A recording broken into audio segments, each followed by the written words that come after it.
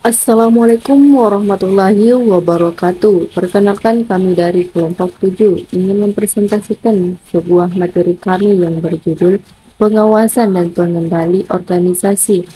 Dosen pengempu ialah Bapak Hendra Saputra SE MSI. Adapun teman kelompok kami ialah 1. Wasilah Sulfiani Sahril, Asrana Putri, Naila Ashara, Sutira, dan Nur Hasni.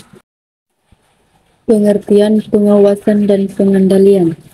Atmosodirjo dalam Februari 2005 bulan 11 mengatakan bahwa pada pokoknya pengawasan adalah keseluruhan daripada kegiatan yang membandingkan atau mengukur apa yang sedang atau sudah dilaksanakan dengan kriteria, norma-norma, standar atau rencana-rencana yang telah ditetapkan sebelumnya. Pengendalian adalah suatu fungsi yang positif dalam menghindarkan dan memperkecil penyimpangan-penyimpangan dari sasaran-sasaran atau target yang direncanakan. Setiap pengorganisasian oleh karena itu harus memiliki sistem pengawasan atau pengendalian. Adapun asas-asas pengendalian dan pengawasan. 1. Asas tercapainya tujuan. Pengendalian harus ditujukan ke arah tercapainya tujuan, yaitu dengan mengadakan perbaikan untuk menghindari penyimpangan-penyimpangan dari rencana. 2. Asas efisiensi pengendalian. Pengendalian itu efisien jika dapat menghindari penyimpangan dari rencana sehingga tidak menimbulkan hal-hal lain di luar dugaan. 3. Asas tanggung jawab pengendalian. Pengendalian hanya dapat dilaksanakan jika manajer bertanggung jawab terhadap pelaksanaan rencana.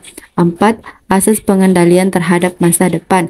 Pengendalian yang efektif harus ditujukan ke arah pencegahan penyimpangan-penyimpangan yang akan terjadi, baik pada waktu sekarang maupun masa yang akan datang. 5. Asas pengendalian langsung. Teknik kontrol yang paling efektif ialah mengusahakan adanya manajer bawahan yang berkualitas baik.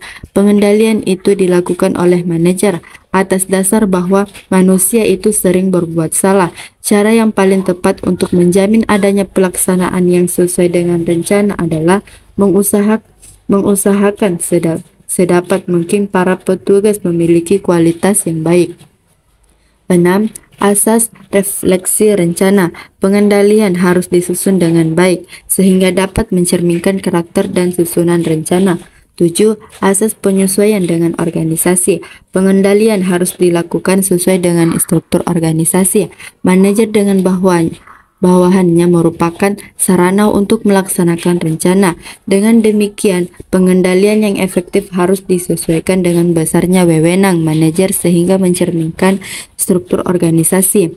8. Asas pengendalian individual. Pengendalian dan teknik pengendalian harus sesuai dengan kebutuhan manajer. Teknik pengendalian harus ditujukan terhadap kebutuhan akan informasi setiap manajer. 9. Asas standar. Pengendalian yang efektif dan efisien memerlukan standar yang tepat yang akan dipergunakan sebagai tolok ukur pelaksanaan dan tujuan yang akan dicapai. 10. Asas pengendalian terhadap strategis. Pengendalian yang efektif dan efisien memerlukan adanya perhatian yang ditujukan terhadap faktor-faktor yang strategis dalam perusahaan. 11. Asas kekecualian. Efisiensi dalam pengendalian membutuhkan adanya perhatian yang ditujukan terhadap faktor kekecualian. 12. Asas pengendalian fleksibel. Pengendalian harus luas untuk menghindari kegagalan pelaksanaan rencana. 13. Asas peninjauan kembali. Sistem pengendalian harus ditinjau berkali-kali agar sistem yang digunakan berguna untuk mencapai tujuan. 14. Asas tindakan.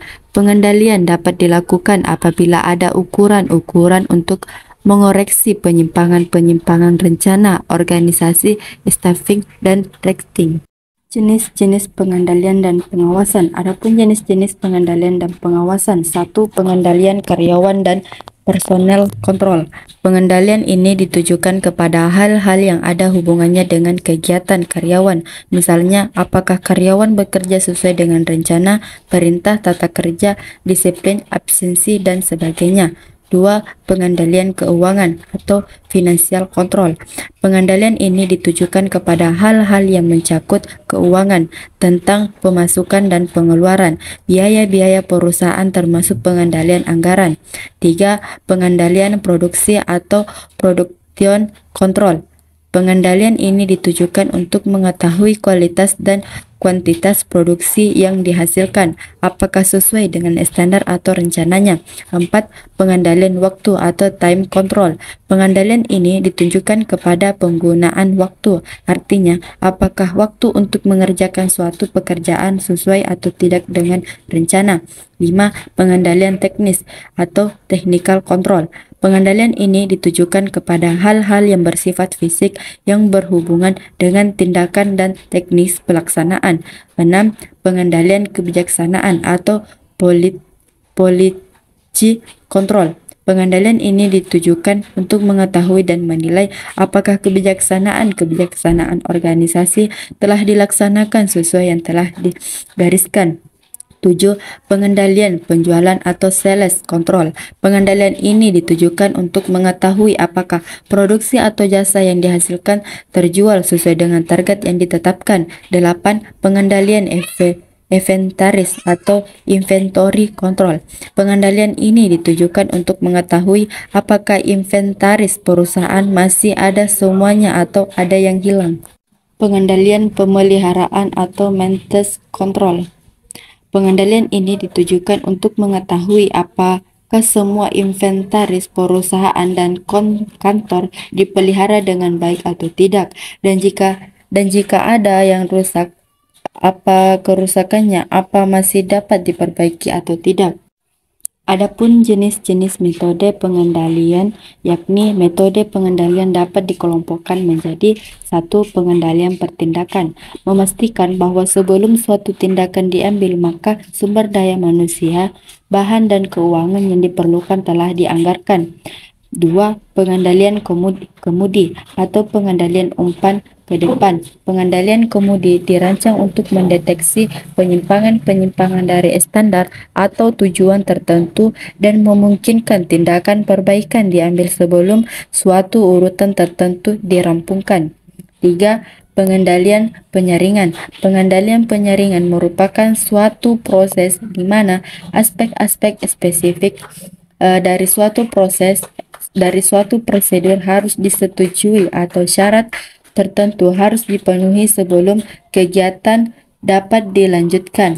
Pengendalian penyaringan menjadi sangat berguna sebagai alat pengecekan ulang. 4. Pengendalian purna tindakan. Pengendalian purna tindakan mengukur hasil-hasil dari suatu tindakan yang telah dirampungkan. Adapun tujuan dan manfaat pengendalian dan pengawasan. Adapun tujuannya adalah 1. Menghentikan atau meniadakan kesalahan, penyimpangan, penyelewengan, pemborosan, penghambatan, dan ketidakadilan. 2. Mencegah terulangnya kembali kesalahan, penyimpangan, penyelewengan, pemborosan, hambatan, dan ketidakadilan. 3. Mendapatkan cara-cara yang lebih baik atau membina yang telah baik. 4. Menciptakan suasana keterbukaan, kejujuran, partisipasi, dan akuntabilitas organisasi. 5. Meningkatkan kelancaran operasi organisasi. 6. Meningkatkan kinerja organisasi. 7. Memberikan opini atas kinerja organisasi. 8. Mengarahkan manajemen untuk melakukan koreksi atas masalah-masalah pencapaian kerja yang ada. 9. Menciptakan terwujudnya pemerintahan yang bersih. Manfaat pengawasan. 1. Untuk memberikan ruang reguler untuk merenungkan isi dan pekerjaan mereka. 2. Untuk mengembangkan pemahaman dan keterampilan dalam kerja. 3. Untuk menerima informasi dan perspektif lain mengenai pekerjaan seseorang. 4. Untuk menjadi dukungan baik segi pribadi ataupun pekerjaan. 5. Untuk memastikan bahwa sebagai pribadi dan sebagai orang pekerja tidak ditinggalkan, tidak perlu membawa kesulitan, masalah, dan proyeksi saja. 6. Untuk memiliki ruang untuk eksplorasi untuk mengekspresikan distress stimulation. Pribadi transferensi atau counter transferensi yang mungkin dibawa oleh pekerjaan. 7. Untuk merencanakan dan memanfaatkan sumber daya pribadi dan profesional yang lebih baik. 8. Untuk menjadi proaktif bukan reaktif. 9. Untuk memastikan kualitas pekerjaan. Proses pengendalian. Tahap pertama dalam pengendalian adalah penetapan standar pelaksanaan. Standar pelaksanaan pekerjaan bagi suatu aktivitas menyangkut kriteria, ongkos, waktu, kuantitas, dan kualitas. Tipe bentuk standar yang umum adalah 1. Standar fisik, meliputi kuantitas barang atau jasa, jumlah langganan, atau kualitas produk. 2. Standar moneter yang ditunjukkan dalam rupiah dan mencakup biaya tenaga kerja, biaya penjualan, laba kotor, pendapatan penjualan, dan lain-lain. 3. Standar waktu, meliputi kecepatan produksi atau batas waktu suatu pekerjaan harus diselesaikan. B. Penentuan pengukuran pelaksanaan kegiatan. Penentuan standar akan sia-sia bila tidak disertai berbagai cara untuk mengukur pelaksanaan kegiatan nyata. C. Pengukuran pelaksanaan kegiatan. Setelah frekuensi, pengukuran, dan sistem monitoring ditentukan, pengukuran pelaksanaan dilakukan sebagai proses yang berulang-ulang dan terus-menerus. D. Membandingkan pelaksanaan dengan standar dan analisa penyimpangan. Pengambilan tindakan koreksi bila diperlukan. Bila hasil analisa menunjukkan perlunya tindakan koreksi, tindakan ini harus diambil. Tindakan koreksi mungkin berupa 1. Mengubah standar mulu-mulu atau barangkali terlalu tinggi atau terlalu rendah. 2. Mengubah pengukuran pelaksanaan. 3. Mengubah cara dalam menganalisa dan menginterpretasikan penyimpangan-penyimpangan. Karakteristik sistem pengendalian dan pengawasan yang efektif.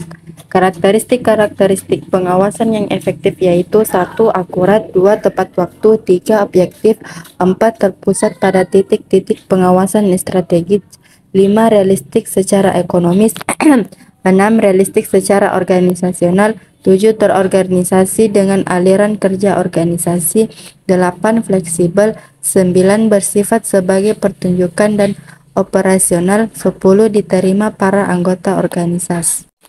Adapun kesimpulannya yaitu pengawasan merupakan suatu kegiatan yang berusaha untuk mengendalikan agar pelaksanaan dapat berjalan sesuai dengan rencana dan memastikan apakah tujuan organisasi tercapai. Sistem pengendalian merupakan suatu cara yang tepat dan teratur dalam suatu kesatuan yang saling berinteraksi antara yang satu dengan yang lain untuk mencapai sebuah tujuan. Pengawasan sangat dibutuhkan dalam suatu organisasi karena jika tidak ada pengawasan dalam suatu organisasi akan menimbulkan banyaknya kesalahan-kesalahannya yang terjadi baik yang berasal dari bawahan maupun lingkungan. Pengawasan menjadi sangat dibutuhkan karena dapat membangun suatu komunikasi yang baik antara pemimpin organisasi dengan anggota organisasi, serta pengawasan dapat memicu terjadinya tindak pengoreksian yang tepat dalam merumuskan suatu masalah. Sekian, terima kasih. Assalamualaikum warahmatullahi wabarakatuh.